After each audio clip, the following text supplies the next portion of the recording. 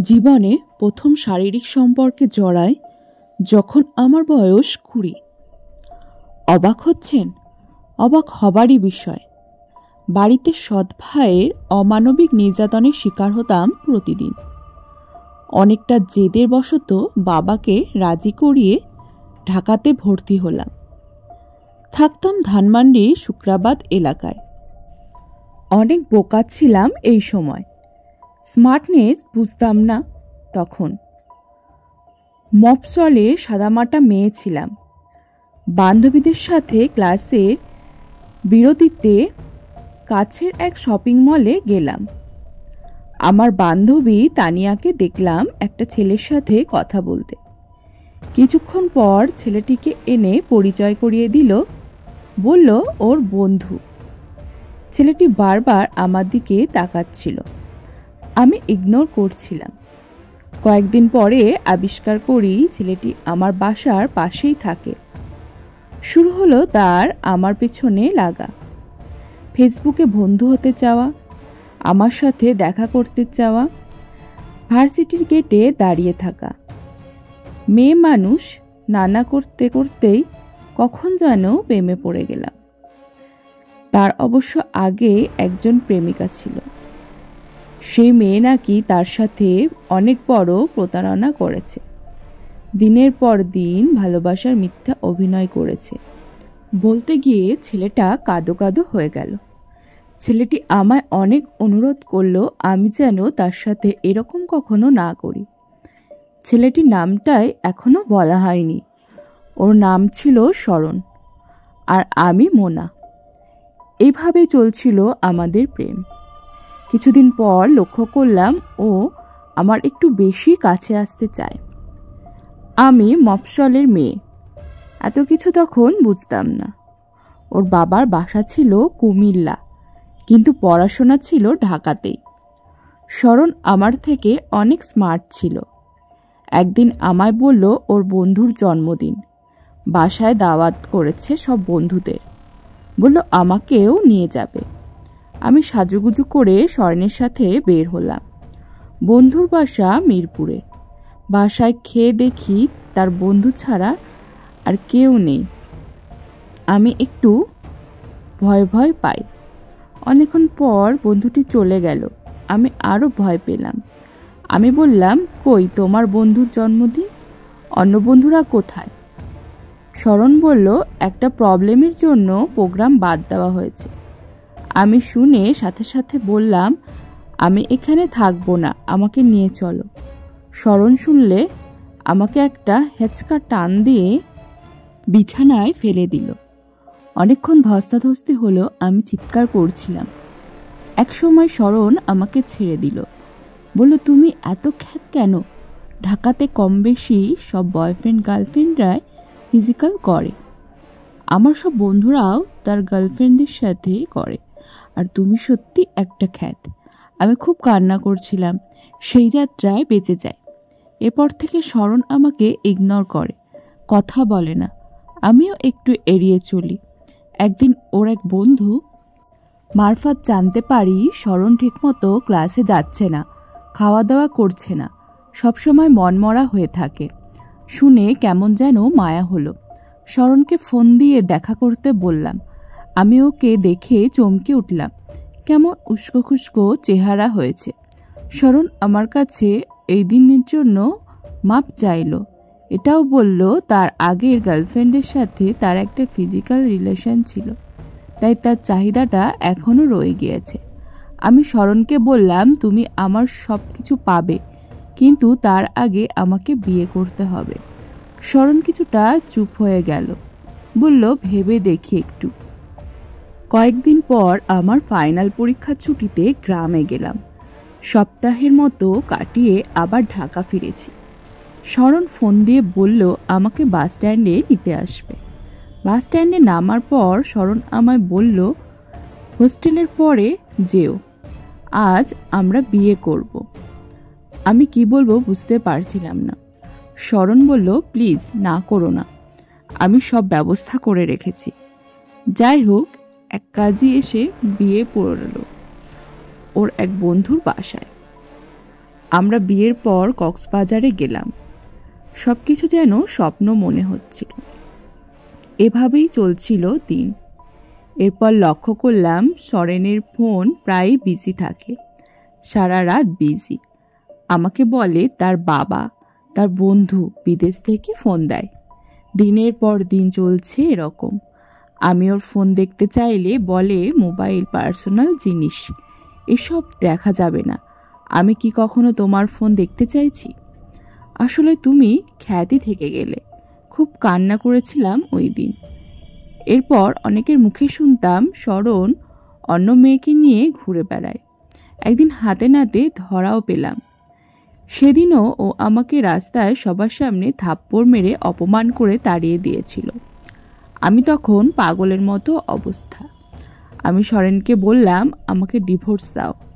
সে এটা শুনে আমাকে এড়িয়ে চলে, ফোন ধরে না, মেসেজের উত্তরও করে না।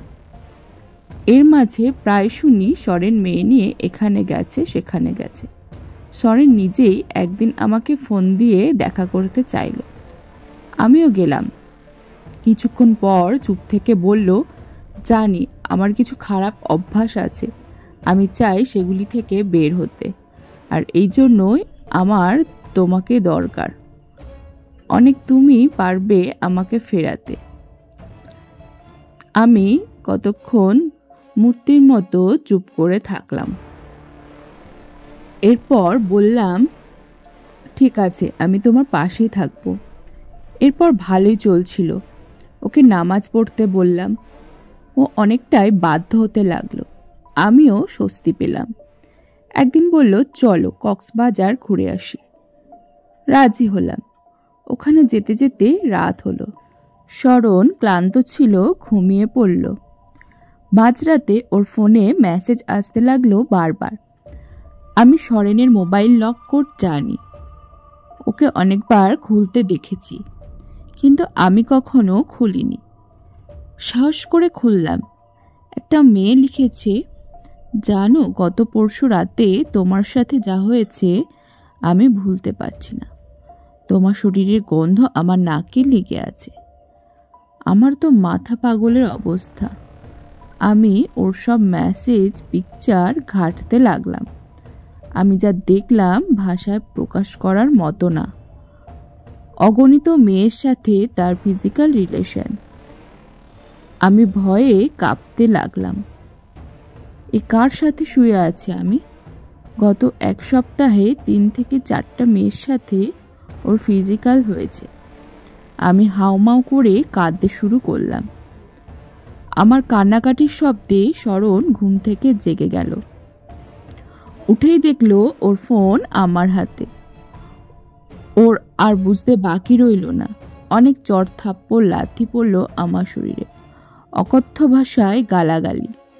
পরদিন আমি অনেক জ্বর, গায়ে ব্যথা নিয়ে একাই ঢাকায় চলে আসি। শরণের সাথে আর যোগাযোগ করি না। কয়দিন পর আমি বুঝতে পারলাম আমি প্রেগনেন্ট। মাথা চক্কর দিতে লাগলো। হায় আল্লাহ, এখন কি হবে? কিছুদিন আগে বাবা মারা গেছে আমার। তারপর সরেনের সাথে যা ঘটলো, আবার পেটে বাচ্চা। আমি কোথায় গিয়ে দাঁড়াবো? কে আমায় সাহায্য করবে? অবশেষে সরেনকে আবার ফোন দিলাম। সব খুলে বললাম। সরেন আমাকে একজন ডক্টরের কাছে নিয়ে গেল। উনি পরীক্ষা নিরীক্ষা করে বলল, সত্যি আমি প্রেগনেন্ট। সরেনকে বললাম আমাদের বিয়ের কথা তার বাসায় জানাতে। সরেন বলল, কিসের বিয়ে? তোমার সাথে আমার কোনো বিয়ে হয়নি, সব কিছু ছিল সাজানো। আমার মাথায় আকাশ ভেঙে পড়ল। তাহলে এতদিন যা ছিল সব মিথ্যে? আমার পেটের সন্তান, তার কি হবে? আমি কিছু ভেবে পাচ্ছিলাম না। অনেক চিন্তা করে সরেনের মায়ের নাম্বার জোগাড় করে ফোন দিলাম। সেখানে ফোন দিয়ে যা শুনলাম তা শুনে আমি আর আমার অস্তিত্ব খুঁজে পাচ্ছিলাম না। সরণের অনেকদিন আগেই তার মামাতো বোনের সাথে বিয়ে হয়েছে, তাদের সন্তানও আছে। আমি যেন পুরো পাগল হয়ে গেলাম। মাকে অনেকদিন পর ফোন দিলাম। আমার মা খুব সহজ সরল মানুষ। মা আমাকে বলল, সৎ ভাই মাকে খুব জ্বালায়, মারধর করে, বাবা মারা যাওয়ার পর অত্যাচার আরও বেড়ে গেছে। মা অনেক কাঁদল, বলল, তোর তো কয়েকদিন পর ফাইনাল পরীক্ষা, তুই জলদি পাস দিয়ে একটা চাকরি নিয়ে আমারে এখান থেকেই নিয়ে যা, নইলে দেখবি তোর মা মারা গিয়েছে। ফোনটা রাখলাম। কতটা কান্না করছি আর পেটের বাচ্চাটার ওপর হাত বুলিয়ে আদর করছি, হিসাব নাই। এরপর অ্যাবর্শন করলাম। থানা পুলিশ করে কাজ হলো না কিছুই। পুলিশ শুধু টাকা বোঝে। আমাকে কে দেবে এত টাকা? কোনো মতো পরীক্ষা দিলাম। এরপর মানসিক সমস্যা দেখা দিল। বাচ্চাটার জন্য হাওমাও করে কাঁদতাম। এভাবে 6 মাস কেটে গেল। শরণ এখন অনেক বড় ব্যবসায়ী। তার শ্বশুরের টাকায় ফ্ল্যাট, গাড়ি সব আছে তার। আমি শুধু জ্যান্ত লাশের মতো জীবন কাটাতে থাকি। এই রকম সময় এক বন্ধুর সাথে আমার রাস্তায় দেখা। আমাকে দেখে বেশ বুঝতে পারছিল আমি ভালো নেই। স্কুল জীবনে এই ছেলেটি আমাকে অনেক পছন্দ করত, কিন্তু কখনো মুখে বলেনি। আমি বুঝতাম। আমি ওকে আমার জীবনে ঘটে যাওয়া সব কিছু জানালাম। সেদিন ওর চোখে আমার জন্য মায়া ছিল নাকি করুণা নাকি ঘৃণা, আমি বুঝতে পারিনি। কিন্তু ও আমাকে সবসময় যতটা পারত সময় দিত, আমাকে বুঝাতো। আমি আস্তে আস্তে কিছুটা স্বাভাবিক হতে শুরু করি। অনুভব করলাম ও আমাকে ভালোবাসে, কিন্তু বুঝেও কিছুই বলতাম না। কিছুদিন পর আমার জ্বর হলো। মাকে আমার কাছে নিয়ে আসলাম। সব কিছু ভালোই চলছিল। এর মাঝে আমার বন্ধুটি আমাকে বিয়ের প্রস্তাব দেয়। আমি না করি। যাই হোক, 1 বছর পর আমাদের বিয়ে হয়। ও আমাকে সুখেই রেখেছে। বিয়ের প্রায় 2 বছর হতে চলেছে। ও কখনো একদিনের জন্য আমাকে আমার অতীত মনে করায়নি। আমি এখন 7 মাসের প্রেগনেন্ট। খুব যত্ন করে ও আমার। শরণ এখন অনেক খোঁজে আমার। ওর ব্যবসায় লস খেতে খেতে পথের ফকির হয়ে গেছে। ওর বউ আর ওর সাথে থাকে না। আমাকে ফেসবুকে অনেক মেসেজ করে, মাপ চায়। আমি কোনো উত্তর করি না। আল্লাহ বিচার করেছেন। মেয়েদের কাছে আমার একটাই অনুরোধ, ভালোবাসা দোষের না, তবে বুঝে শুনে ভালোবাসুন, যাতে কাউকে আমার মতো যন্ত্রণা দুঃখ পেতে না হয়, একটা জীবন বলি দিতে না হয়।